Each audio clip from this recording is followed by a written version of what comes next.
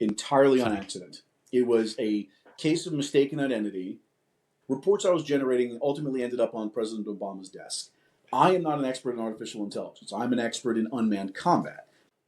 Every once in a while, you meet somebody whose life makes no logical sense on paper, and yet, when you sit with them, every single step was inevitable.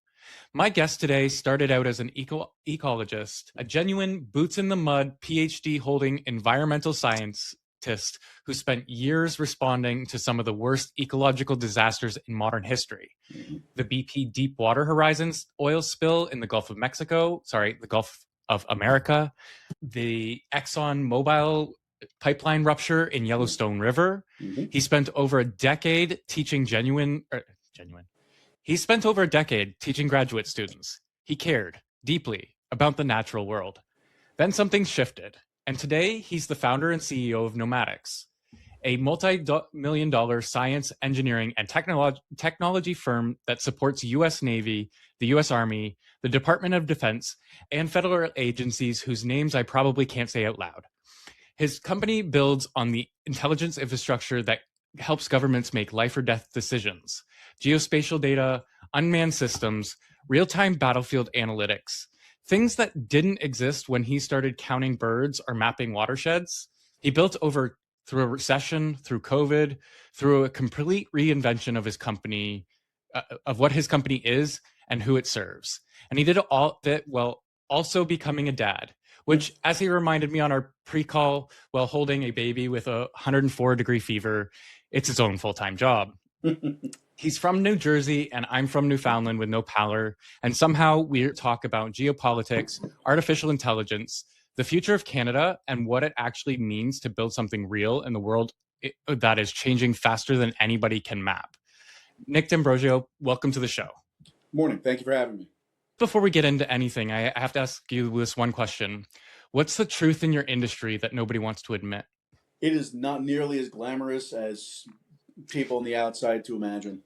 It really, and I say that for the environmental side and the construction, and now that we've pivoted into defense and engineering and intel, it is all things. It's a slog. Very fair. With my own government experience, I understand everything in government is hard. It's like 10 times harder to do anything in government. So why don't you explain to the audience what NOMADICS does? Sure. So currently, even though I founded the company 20 years ago doing ecology and environmental-based geospatial intelligence, basic GIS mapping at the time, we are now qualified as a defense contractor. Our NAICS codes falls under engineering. We have two sides of the house, the engineering side and the geospatial side.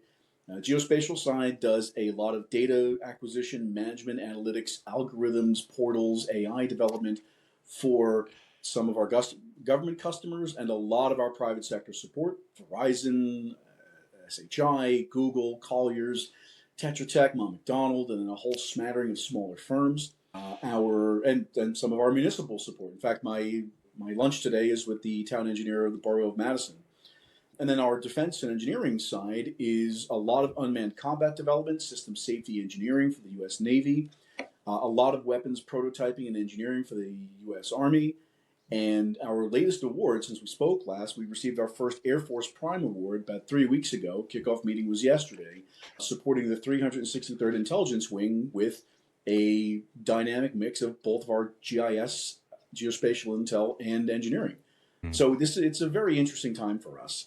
As of, should we get this nailed down by the end of the month, we will be on board supporting L3 Harris for orbital defense support and engineering. I'm going to get it wrong, but I'm going to try my best. Thermal optics engineering for satellites and payloads for Space Force, Space Development Agency, and missile defense. So we will be supporting quite an endeavor under the Golden Dome program. And so can you tell me about that a little bit? Because I don't think anybody really knows what the Golden Dome program is. I really can't talk about it any more than what is publicly available. It's the intent of it, to the best of my understanding, on the unclassified side, is to be a similar program for the United States that Israel employs under the Iron Dome program. but we are considerably larger than Israel, and the amount of complexity between the ground-based assets, the space-based assets, and everything in between is incredibly demanding for the level of complexity, communications, expediency, response time, for effectively looking to unalive any incoming orbital or missile or ballistics or intercontinental threats to the United States. Fair enough. And I would assume those have to be down to the nanosecond, like acknowledgements, right? Especially with AI advancement and everything, we're getting at speeds we can't even imagine that things are going to happen. I don't know if you're allowed to answer this, but are you working with Anduril to increase to work with them with their onboard supply? Actually, at the moment, no. So, to clarify, all of our unmanned combat work is for the Navy. So, it's swims, it's either surface or subsurface. We have not yet expanded into aerial drone combat support, but the day's not over. The Air Force is very happy with what we've been putting together so far as the working prototype to get us into this prime award to begin with. There is always the very real possibility that through our common connections with Air Force and DHS and DoD, that we could get paired with Anduril at any given time. The work with L3 Harris is a great example. It's a car we've been chasing for 4 years. We finally caught it. So because the work we do is very highly specialized, on more often than not, we're called in because of our very niche support to fulfill a role that some of our larger counterparts really do have a hard time fulfilling. And not to say that they can't, but because what we do, especially in geospatial, I've been doing it for 25 plus years. You just don't find a lot of folks with decades worth of experience. And now you add in our chief of R&D, our programs manager, and some of our PhD specialists on board. You're talking about a century's worth of micro through macro specialized GIS engagement that we're able to leverage for a lot of these folks. So we're called in for very specialized support engagement because, for all intent and purposes, if anybody's ever done GIS out there, it is a gigantic pain in the ass. And I've had students of mine take my class, throw their hands up in defeat on day 2 and say, nope, and change classes. I've had to integrate it into some of our legacy systems in the government. It's not fun to work with. It is not. So yeah. That's kind of a perfect point to get into kind of your history. How did you go from the environmental side to the U.S. defense? Entirely on accident. It was a case of mistaken identity in 2012, and I just ran with it. So founded the company in 2006, doing environmental GIS, so the field work and then the mapping and then the reports and the permits and the compliance. And I had done it through my college career when I worked full time as an engineering assistant for a company in South Orange. We got our first real opportunity on the BP spill in 2010. A friend of mine was supposed to go but couldn't. She was married with kids, and I was divorced with a dog, and recommended that I go in her place.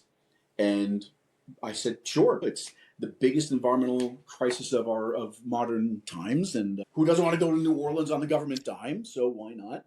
And I got down to New Orleans and met my team, and I was supposed to be just a basic field ecologist. And somebody got a hold of my resume and said, wait a minute, GIS and hazardous waste and health and safety and compliance. And, okay, you need to be over here. And I moved from a bunch of forward operating bases to a command post, to Unified Command, and then I did this again for Yellowstone the year after, running a very interesting place of being between operations and planning. And because I could speak both languages, was made to be delivering materials to the brass on a regular basis, and reports I was generating ultimately ended up on President Obama's desk. I received a letter of commendation from the EPA commissioner at the time, Lisa Jackson, for all the work that I had done. And because of that, it was a Coast Guard, Air Force, FEMA, EPA response. We were given incidental clearances, made government contractors, and we're in the system. Okay, great. Following year, Yellowstone happened. ExxonMobil called us back in, same group, same folks, back to work. And in 2012, I got a phone call from a friend of mine I had known for years, had done work for him on power plants, doing health and safety, oversight, refurbishments and restorations. And he goes, Nick, I got a contract with the Navy doing EHS, Environmental Health and Safety. It's overseas in Bahrain. You want to go? I said, yeah, Dave, sure. Again, single, me, dog, why not? An opportunity with the United States Navy? Sure. So I get read in, and I get packed up and sent to Bahrain, which is where CENTCOM is. So Central Command is out of there, NAVC, Fifth Fleet. And I get there and I meet my team. And okay, Nick, you are our geospatial intelligence officer, and you are our system safety engineering for unmanned combat. And I said, I know none of those things. So I called command, Dave, and said, I think there's been a huge mistake. I'm an ecologist. I thought I was here to do like reef restoration or hazardous waste materials. Nope. You're there to do battle space management, unmanned combat development. And oh, by the way, while you're here, there's a facility we need you to build where all these drones you're going to be working on are going to be. They said, you're smart, figure it out. I said, okay. So I did. And because this arena was so new in 2012, I just stuck with it and got to be a subject matter expert in it, and was called upon again and again and again and again to continue to engage in this very specialized area of. This is placeholder media that you'll see if you add a layout to an empty scene. You can go ahead and delete it. System safety engineering for unmanned combat systems. So to this day, just about every unmanned system that's in Fifth Fleet right now, we have either participated in or worked on or we're made aware of or is under our purview. And so environmental health and safety means something entirely different to the United States Navy than it does to an ecologist, right? So from 2012 to 2019, the Navy just keeps calling. We just keep getting added to one program after another to support. And I'm not going to tell them no. Why not? And for those 7 years, we balanced environmental and construction and defense rather well. It wasn't until 2019 where we hit $1 million, we hit over a dozen people, that we suddenly couldn't manage these two things anymore. And the regulations were changing, certifications and insurance requirements. If you're a larger firm, you can balance those costs better and have a stronger demising wall. Suddenly, our marketing material, we're an environmental company that does defense, we're defense that does environmental. It didn't make any sense. And we put together a pivot plan early in 2020 that was going to be a 5-year plan out of environmental and construction into defense, engineering, and GIS, which was what the company was founded on. Now, all of these things could have an environmental construction bend towards them, but we would not be known as an environmental company anymore. And COVID comes along, wipes out all of our environmental and construction work, but what kept us going was all of our defense, engineering, and GIS. And because we were cleared government contractors for emergency crisis response, we got brought into Operation Warp Speed under Homeland for HHS and CDC. And it was a perfect segue because we had developed models during the BP spill that were applicable to COVID case management and vaccine logistics now. And so we just stuck with it. And we won our first, so we had our first Navy sub award in 2012 and just kept going. We won our first Navy Prime Award in 21, our first Army sub in 23, our second Army sub in 26, our first Air Force Prime 3 weeks ago. And once this L3 Harris program is nailed down, we'll be a sub for Space Force. So it's just, we just kept running with it because dumb luck and good looks, I guess. No, it comes with, I think, the skill level, and it's a testament to who you are as a person, because you have extensive knowledge in an area, and you're a generalist enough to be able to maneuver that, right? That's kind of where I'm at, but I'm in a lesser degree. I definitely don't have the smarts you do. Oh, I take it entirely. It's just not a doctor. I just play one on TV. Fair enough. The one question that I have in terms of everything that's going on right now is what. This is placeholder media that you'll see if you add a layout to an empty scene. You can go ahead and delete it. What is the world not aware of? Why is the world getting prepared? Oh, God. There is, and I have to pick my words very carefully because of where I am and who I am and what I do and what I know and who I'm connected to. It's eliminating the politics of what's going on. or the individual people, right? Love him or hate him, he's the man in the chair. And the whipsaw nature of this administration, which is an objective statement, is there are things about it that are beneficial and things that are detrimental. And I'm coming at this from a business owner's perspective, from an industry standpoint, from the geopolitical sense of it. There is just a dramatic shift in predictability, and it has caused folks who listen. We all like predictability. We all like stable. Yeah.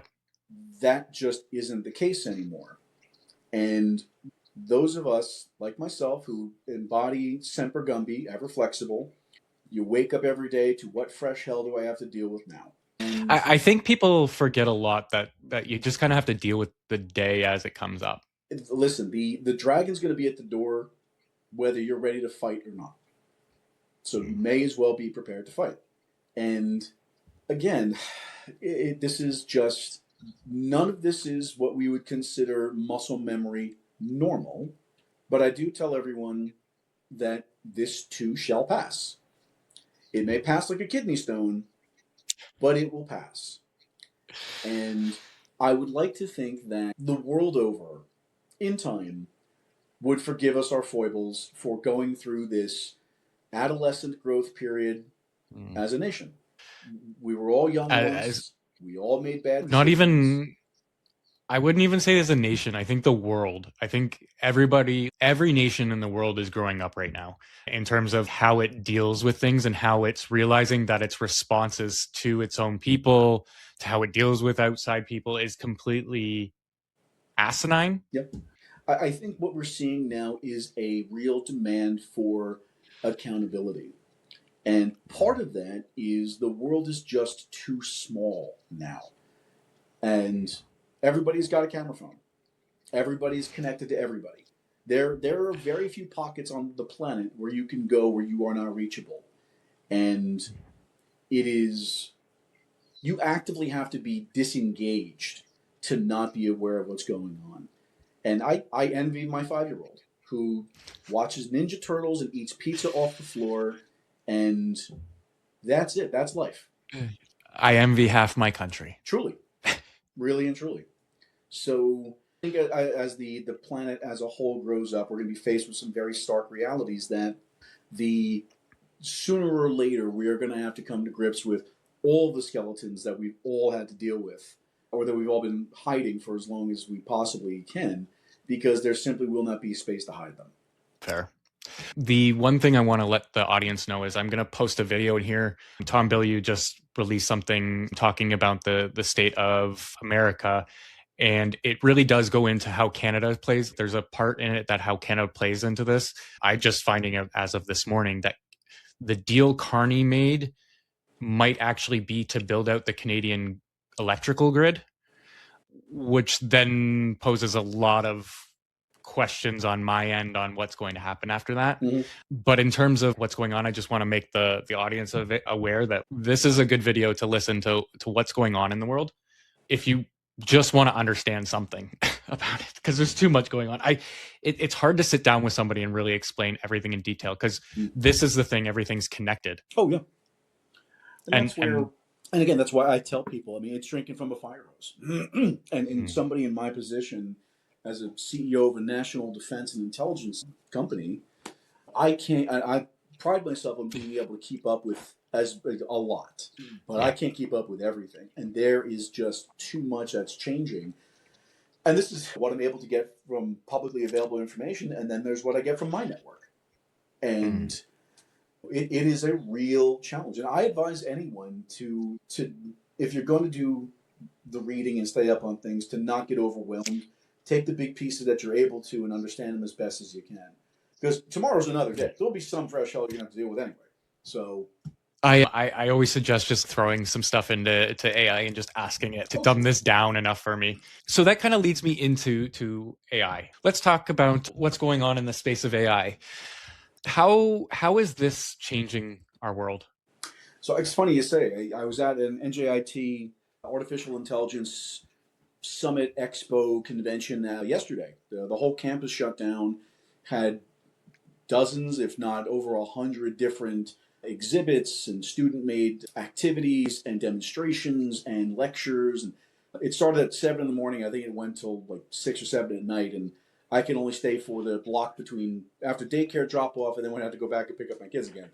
But I found it to be phenomenal in that AI, for the most part, still is the Wild West.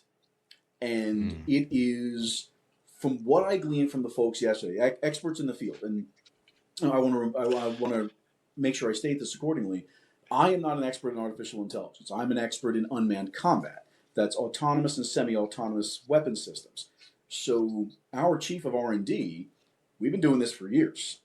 And we laugh because everyone's making a big deal about AI now, and he's going, where the hell have you all been for the last 15 years? This is old hat for us. The difference is ours in an autonomous and semi-autonomous state was always mission-driven. There was always an objective, something to do. You are either identifying a mine, or you are doing littoral combat, or you are dropping sensors, something specific, right? AI, that I can tell, is still this ubiquitous, nebulous thing. And there are no rules and guidelines or regulations for it yet.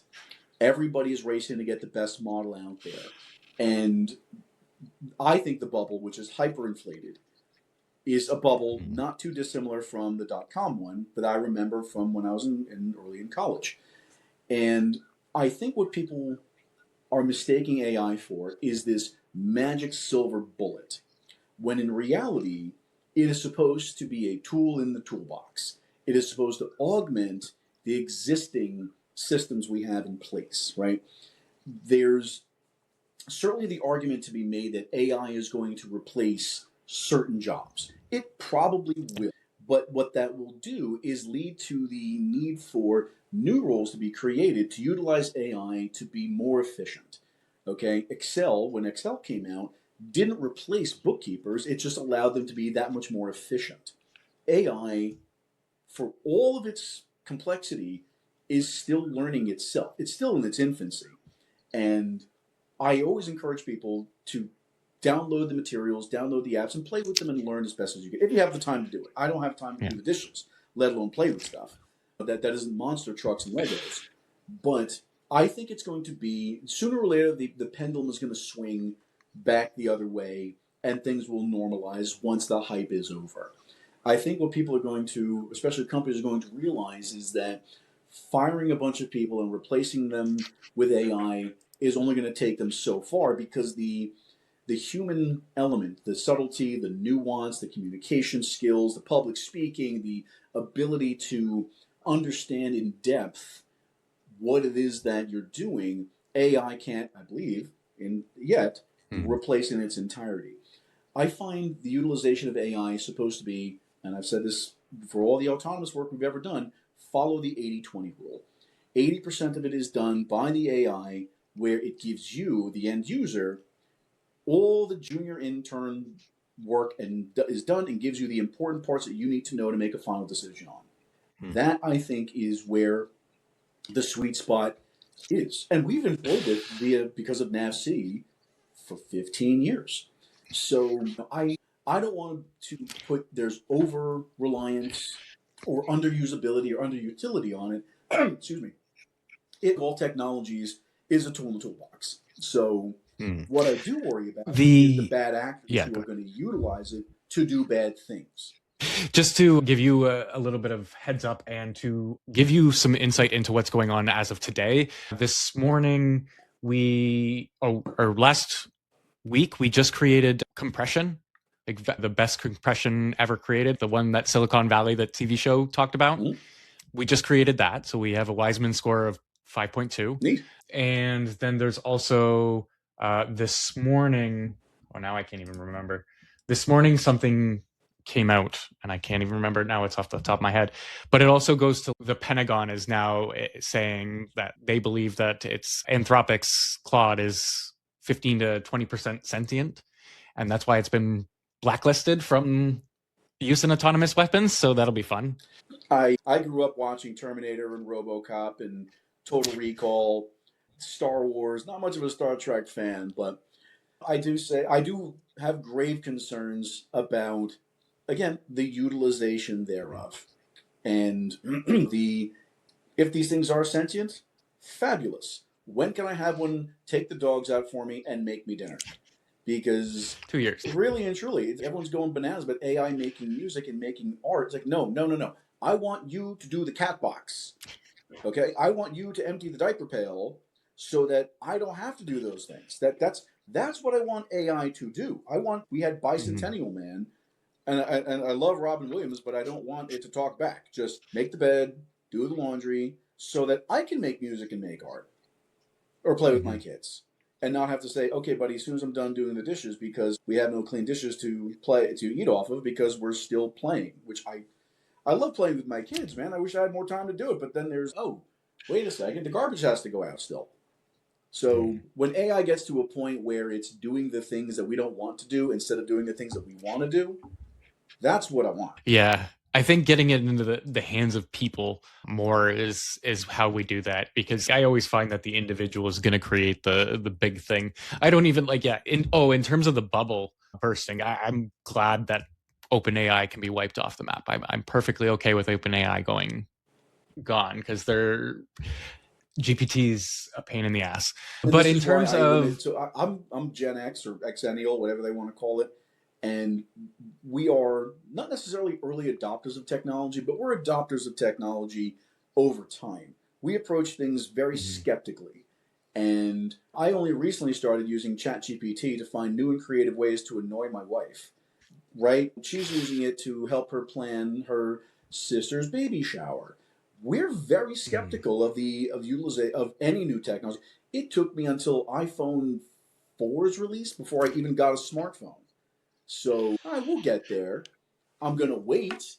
and and as you mentioned, that's where I think the junior jobs come in. I think this is where the junior position is the best position, because you bring in a bunch of people who've just been sitting around all day playing with AI, figuring it out, and then they can come in, assess your systems, be, I don't like how it does this, and be Yes, able to actively change those systems. that I think is really um where people's value is going to start coming from. Those who understand how it is, how it can be implemented and applied to existing systems for efficiency, those people will be worth their weight in gold. My heart goes out to the folks that have spent their careers doing computer programming, because a lot of these systems now can write you Python code. I haven't had to write mhm. Python code in ages, but we have people that are specialists in it that are using AI to write better code. And what's neat about our engagement is that we're paid for the deliverable, not the time. So if the deliverable works better than one of my people could have done on their own without that supplement, then it was money well invested on our end. Yeah. So I think the folks coming up, in the junior staff and the folks coming out of college, they're going to have an uphill battle for sure. But at the same time, those who acknowledge that this technology is going to be part of the fabric going forward are probably going to have the best chances of an incorporation in the long run. And my suggestion to anybody young, go out to small towns where there's no tech. You can perfectly profit there, because I have no everybody's on Facebook out here, and nobody has websites, and nobody has traffic logs and things you can build. A basic person can now build with AI. Come out to the small towns, build up their infrastructure. They Mm-hmm. need it really Well, badly. I mean, and that in and of itself. Now you're starting to look into, how is the infrastructure going to change? Well, how do the compliance and regulations need to change? Who are the people that are going to be making those decisions, and what their long-term goals are, what the agendas are, what the budgets are? I mean, there is going to be this rolling effect with how all of this is going to be implemented on the large scale. And I think I'm not going to say too early to start thinking about that. We are at a phase now where the decisions we make will impact the long term results. And I use the analogy to what the United States Congress has done for reining in social media. We're still using laws from the late 90s in 2026. And social media is not nearly as social as it used to be. It's more algorithmic media. And speaking of, Meta and YouTube just lost a case for liability for the mental health decline of a young woman.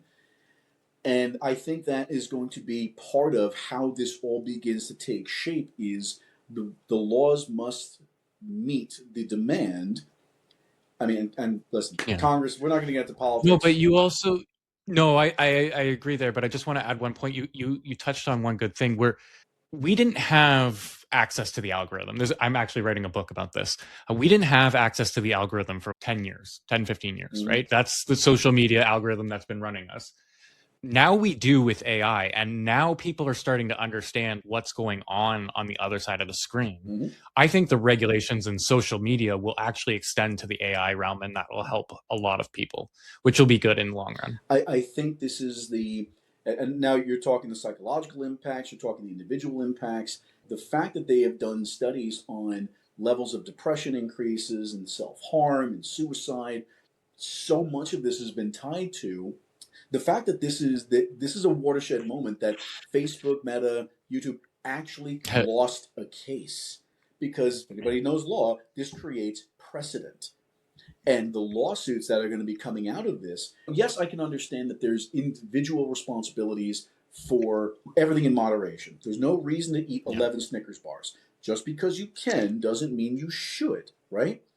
But Snickers bars, with very few exceptions, are not as addictive as the dopamine hits that you get from getting likes and getting follows and all that jazz. And I genuinely worry about folks my wife who teaches middle schoolers, she hears their aspirations for when they grow up are to be content creators.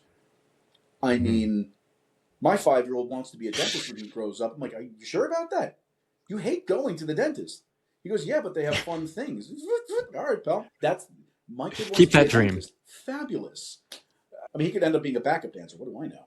But I think that there's going to be a real reckoning and accountability for the mental health decline, especially during COVID, because it's just people compare their lives to what they see, even though what they see is entirely fabricated. And the depression that sets in is real.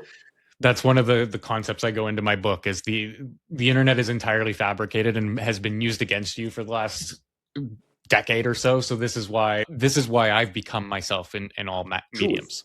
This is why I go back to being born in the early 80s. We have a natural skepticism towards anything. We have a natural cynicism towards everything. We believe, at least I do, that the world truly is out to get us. And being in defense, being in intelligence, I've got all the empirical data I would ever need to back that up. I've had friends of mine say that they don't have an easy pass or a cell phone or credit card because they feel the government's out to get them. I said, they are. Just, if you haven't done anything, you don't have to worry about it. Like, my mother-in-law doesn't have a smartphone because she doesn't want the government to know where she is. I said, Ma, you have a credit card. The government knows where you are anyway. I said, you work for Morris County. They know where you are. You don't even need that anymore with the data that Facebook and everybody collects. Every cell phone on the planet now becomes a record tracker for you. So it doesn't matter if you're anywhere, they can find you. Yeah. Which is, at the same time, for those that would do us harm, it's good for us on the other side, because if you're foolish enough to carry your iPhone in your pocket when you're doing bad things, then you ain't going to get far. I think digital literacy is something we really need to push on people nowadays, and just be, hey, you need to recognize what's going on in front of your face. I mean, but good luck doing that. I mean, there's so much. I mean, really and truly, I think I agree with you wholeheartedly. As somebody who spent decade change as an academic and has got multiple degrees in critical thinking, right? But you're talking about. This is placeholder media that you'll see if you add a layout to an empty scene. You can go ahead and delete it. Digital literacy, which half of our population, my parents and up, have no clue and no care, and say the stupidest things online because there's just no social graces whatsoever, right? And then you've got everyone behind us, my kids included, that if you give them a screen, they will sit there and scroll for hours. And my wife has been telling me about her students, which when we were dating and I was teaching, her students became my students 8 years later. And what I told her I was seeing in class, she said she saw a decade prior It was coming, and now it's here. So you have on one side of the coin folks who have a care in the world about digital literacy, learning because they are not long for this world. Why do I care? On the other side, they are just completely saturated with it, that trying to break through and make them understand that the thing that you are enjoying is actually bad for you is almost impossible. You are wrangling with an addict that the addiction is literally everywhere. It would almost be easier, and I'm not somebody who's ever been addicted to drugs, but I know people who are. If you have a drug addiction to heroin, it's easier to get this person disconnected from heroin if they are locked in a room with no heroin. Mm-hmm. There are facilities for that. Do we have facilities that are internet free? No, we don't. Fair enough. And that's one of, I'll put a link in the comments down below. I actually have an entrepreneurial article I wrote about the Canadian economy booming for tourism. We have a lot of land and things people want to see. And with the digital tidal wave that's coming, I think it's a good opportunity for people to get into legacy businesses because there's nobody's showcasing the beauty out here. And you can hop on that opportunity, and digital detox is one of the things you could put right on the title of it, because we don't have that shit out here. My father tells me stories of when he would turn when in the 90s he had a cell phone, he would turn it off at night and put it up with his keys. And when he came home from work, that was it. Whatever it was could wait till tomorrow. And it's not like that anymore. And he just is floored that I'm always on. Now, I'm the owner of my company, so I report and respond differently than he did. But for him, growing up, the whole world stopped at 5:30. Everything stopped. It still stops here, just in case you're wondering. Oh, I'm very jealous. What's that like? I've heard about that in storybooks and songs. It's crappy if you come from a place where you can get anything 24/7. But at the same time, it is nice. It makes you get things done on time. It allows those owners to have an actual contribution to the community as well. Our owners of the businesses here they are franchised. They're not gone. They live in our community. They come out, they sponsor, they do things with us. And that time is really given to the community. I really appreciate how connected they are. I'm the tourism coordinator, so I'm going to hype it up. Ring that bell. Lewisport, Newfoundland. Come on. We have the biggest marina in the North Atlantic. And yeah, it's a great place to be when you want to disconnect. There's just so much to do outside, so many places to stay, and the people are just genuinely nice. That's nice. It's really different because I come from Ontario, where I grew up in the GTA, where people are trying to actively take advantage of you, and it's not fun. I will tell you, when I was out in Montana for the BP spill, people asked, "How are you today?" They genuinely meant it. And coming from Jersey, they want to have a conversation. I assumed everybody wanted something from me, and you're about to throw fists with everybody because they're, "Hey, how are you today? What do you want?" What are you going to take from me? Exactly. No, my buddy that was there, who's Ian, he's the godfather of my firstborn. He's Jersey. Just take the blueberry latte the guy's giving you, man. Just roll with it. All right. Mm-hmm. Yeah. Crazy. It definitely helped my mental health a lot being out here, and it definitely helps the view too. I sit over the bay, so I get dolphins and whales in my backyard. It's beautiful. Nice. I'm not going to complain. We live up against a reservation, so I see bears and foxes and raccoons and squirrels and deer right out my window from the office all the time. So it's pretty great. Yeah. I do want to get into, or just before we get off this point, to your point about the older generation not having a technology sense and digital literacy. I actually am going to promote my last episode where we talked about maybe some people can implement AI bots and agents to kind of be a precursor. So instead of giving out your email, you give out your bot's email and it be able to parse to make sure you're not getting scammed and that kind of thing. I think there might be an idea for solutions for people who aren't tech savvy to just have a protector or a bot that can do things for them. Oh, that'd be wonderful. That would be wonderful. Yeah, this is what I like to do. I like to just give out free solutions to people because they can run with them. I want to go back to space. What do you see for the next 5 to 10 years in space? Because I know we're heavily investing into space travel, space infrastructure. Are we going to the moon again? I mean, I don't specifically know of any programs that are dedicated to a moon landing at any point in the near future, but that doesn't necessarily mean that they're not out there. My clearance is only so high, and because all the work that we do for up until that contract is inked has been terrestrially based anyway. Mhm. A return to the moon, I simply don't know what the logic of going there again would be. There has to be. I know Moon's got helium-3, and there's opportunities for energy capture up You, there. do you, do you see it more as a private industry adventure? I mean, listen, if there's any way that somebody could make $1.50 off of spending $1, they're gonna do it. And I am Mm. confident that if you get enough people, I would love to leave the planet's gravity for 40 seconds and say that I did it. Do I have 100 grand to do it? No, of course not. Lance Bass did it, and I would have gone up on his shuttle. But Oh, Ryan Gosling just got to do it for Project Hail there Mary. you go, right? I don't have that kind of money to be able to do that kind of thing, nor am I vain enough to say that I've done that. But would I spend $100? Yeah, all right. So I see it as a private venture for thrill seekers and for those of specific wealth brackets that can do it. But commercialization, I think it's going to be the travel sector that's really going to be pushing that forward. Because if you can get from New York to London in 40 minutes instead of 16 hours, people are going to do that. And people will pay bigger money. It's the same logic as chartering a flight from here in New Jersey out to, or down, no, a private flight from Morristown to DC is six and back is $6,000, right?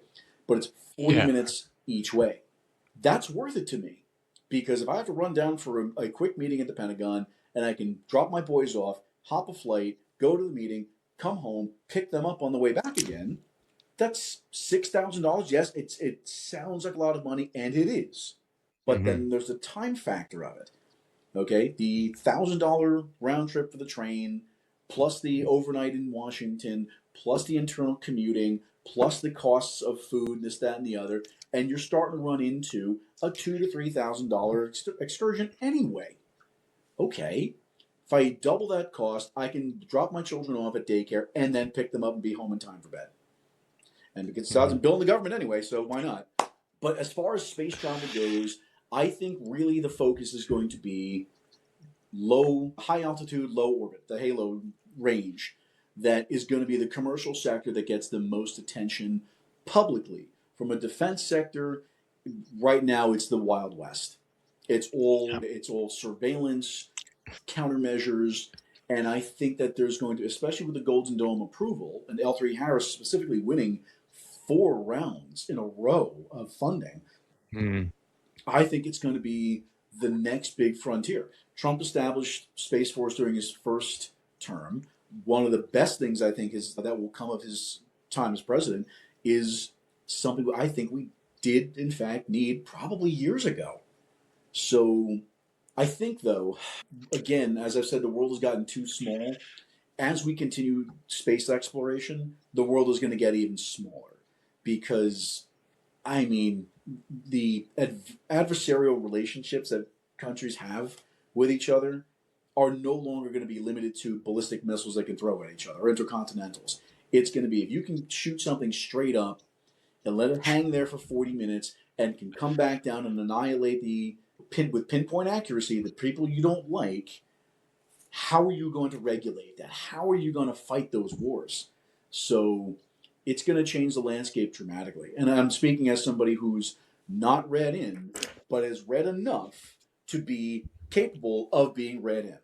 Well, even just from what you explained at the start of the episode was just the ability to navigate in low orbit and spatial spatial coordinates is just enough to give anybody that power. Everybody on the planet that power. The folks that I report to who have clearances higher than me, and I'm kept up awake at night by the things I do know.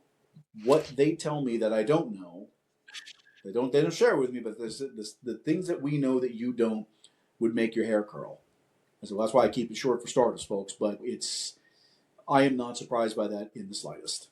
Well, even not even being in the know and just being somebody who is naturally curious, it scares the fuck out of me too. So I completely understand what's going on, and I worry that there's not enough people awake enough to see what's going on. Because we're all stuck into our phones, man.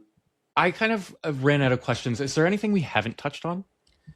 Not that I can think of. I mean, we can go down the rabbit hole all we like. I know we all have days to get on with, but if anybody has any real fears about any of this or is interested in what we do and how we're doing it, y'all can reach me. It's nomadics.com, nomadics.com, nice and simple. You can find me on LinkedIn, Nick D'Ambrosio.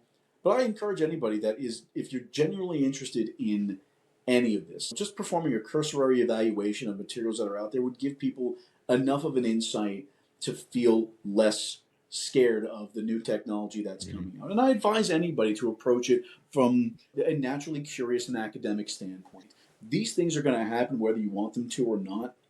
And being aware of how the technology and the laws and the policy are all going to impact your daily life, I think at the very least gives you the ability to be slightly ahead of the curve because these changes are coming whether you want them to or not.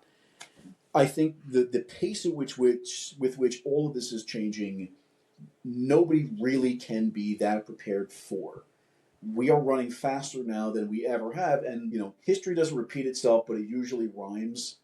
It's important to take the lessons from previous technological leaps and understanding that the spaces in between get smaller all the time. So the faster you adapt, or at the very least are willing to acknowledge that you need to adapt, is optimal. And I use my old man as a great example. My father was VP of Marketing and Sales. The man could sell ice to an Eskimo. He made millions. And at the dawn of the digital age, when I was still in college and shortly thereafter, his entire world revolved around print. And I kept telling him that these things are coming, Pops, things are coming, and he'd wave it off and wave it off and wave it off. And then suddenly his industry changed overnight, and it was all gone. All gone. And he didn't know what to do, and so he retired. Now, he was in a position to do so, but there were people left in his wake that couldn't. And there were his predecessors who he saw as they had gotten out at the height. That golden parachute was supposed to be his, and it wasn't. And so he found himself stuck in the middle and said, the hell with it. And so I think folks that are reticent or reluctant to even acknowledge are going to be, and I worry about just not even just being left behind. I just think just beaten out. And it's well, and in Canada, you have MAID to do that now. Sorry, dark note. MAID is our medically assisted in dying program that's now extending to mentally ill. Listen, man, I applaud any government that takes mental health seriously, especially now. I genuinely worry about my kids, and unfortunately, as a parent, you can't operate as an island because you can't keep phones from your kids because all the other kids have them, and I have serious concerns of where the world's going to be in 15 years, and the best you can do is prepare your children accordingly, give them the tools that they're going to need. And to anybody out there who's worried about their parents or anything like start teaching them or start building something for them. You can build it too. Everybody can. Everybody can. Everybody should. Now listen, good luck getting boomers to listen to you about anything. They're never going to acknowledge anything. Yeah. To this day, my old man waves at the very my biggest concern is losing their wealth of knowledge. Yes and no. This is placeholder media that you'll see if you add a layout to an empty scene. You can go ahead and delete it. The world that they lived in and thrived in doesn't exist anymore, and it's not coming back. So I think the knowledge, and if we're separating the knowledge from the skill sets and the tools, there's a certain amount of irrelevancy on the tools and a certain amount of irrelevancy on this tool and on the knowledge. They're only good to train robot data. They're only good to apply to robot data. I think, and that's where separating the signal from the noise is important. The mentality of being able to buy a house with a summer job, or go to my old man paid for college working at a luncheonette. Like his first house was $90,000. My first house was $300,000. I think the knowledge is, although important, largely irrelevant in the world the way it is right now, and that's sad. I think The only knowledge that I think we really want to keep is their ability to connect with people. That was taught really young to them, and connecting with people, and I think that would be The helpful. interpersonal and the interpersonal relationship development was systems critical, and that was the world that they lived in, and it has been largely stripped away from all of us now. And you actually have to work now to engage with people, and people have to be engaged with you in order to have any kind of a relationship dynamic. It's hard. Fair. It is. And I'm going to leave it off there. To anybody out there who wants to know any more information, I'll have everything down in the comments below. Make sure you like, comment, and subscribe. And to everybody out there, please reach out if you need anything. I love to talk to people, so stay weird.